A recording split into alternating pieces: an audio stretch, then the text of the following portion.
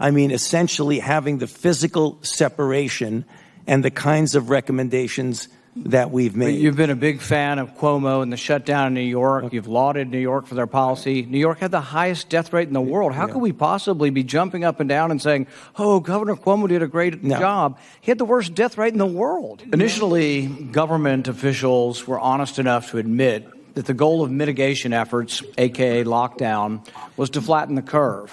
But the area under the curve, the total deaths from the virus, would likely be the same.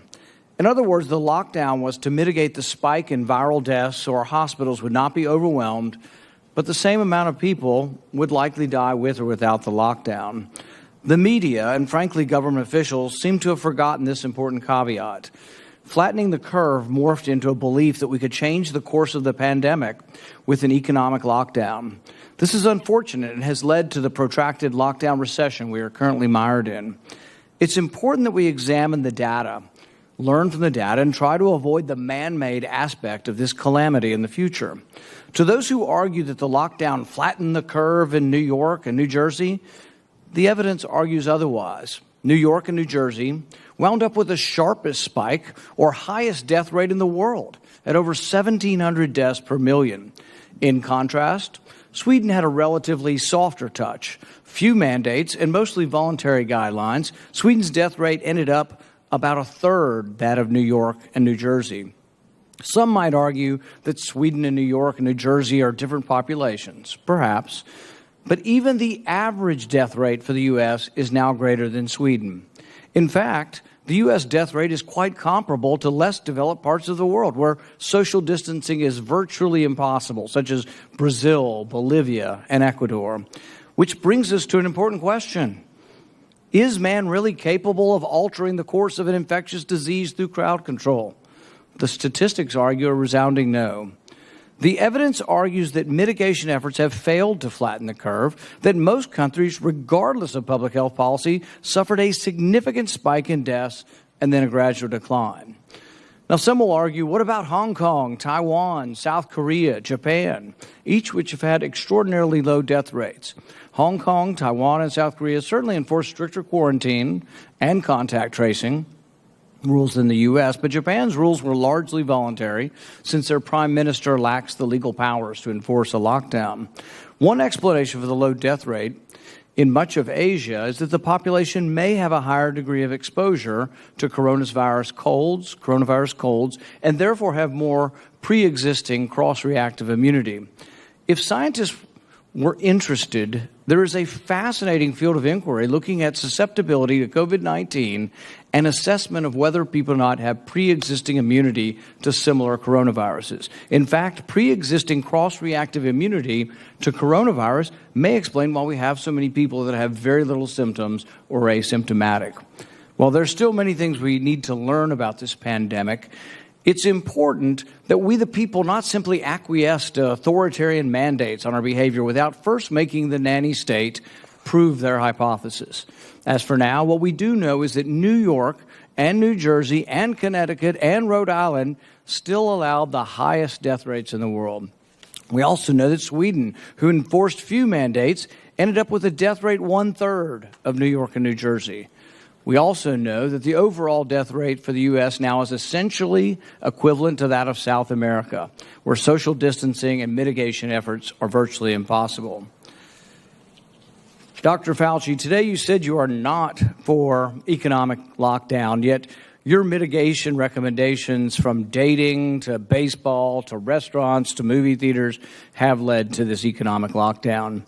Do you have any second thoughts about your mitigation recommendations, considering the evidence that despite all of the things we've done in the U.S., our death rate is essentially worse than Sweden, equivalent to the less developed world that is unable to do any of the things that you've been promoting?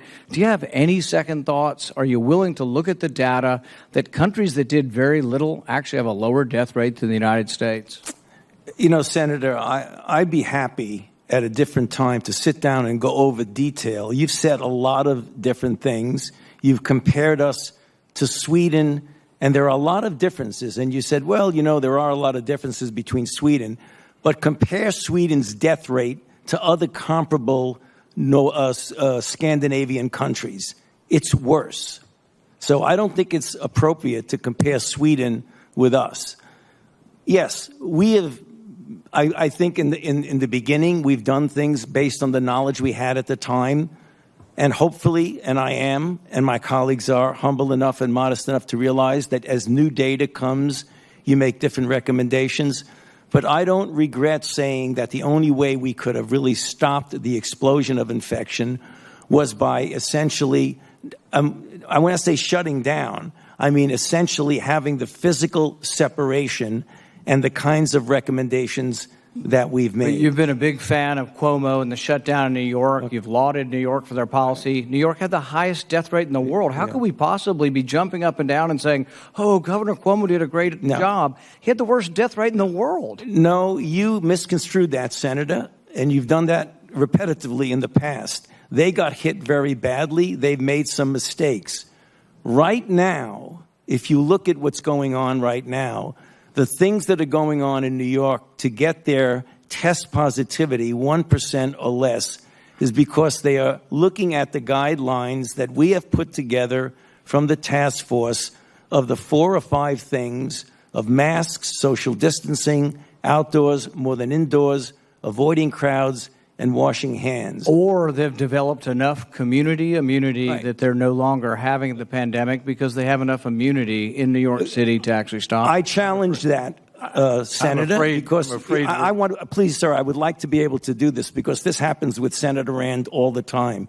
You were not listening to what the director of the CDC said, that in New York it's about 22%. If you believe 22% is herd immunity, I believe you're alone in that. There's also the pre-existing immunity of those who have cross-reactivity, which is about a third of the public in many estimates from studies, which would actually get you to about 2/3. I'd like to talk to you about that also because there was a study that recently came out that pre-existing immunity to coronaviruses that are common cold do not cross-react with the COVID-19. Thank you, Senator Paul. Senator Murphy. Thank you very much, Mr. Chairman. I'll stay with you, Dr. Fauci. Apologize for not giving you a break.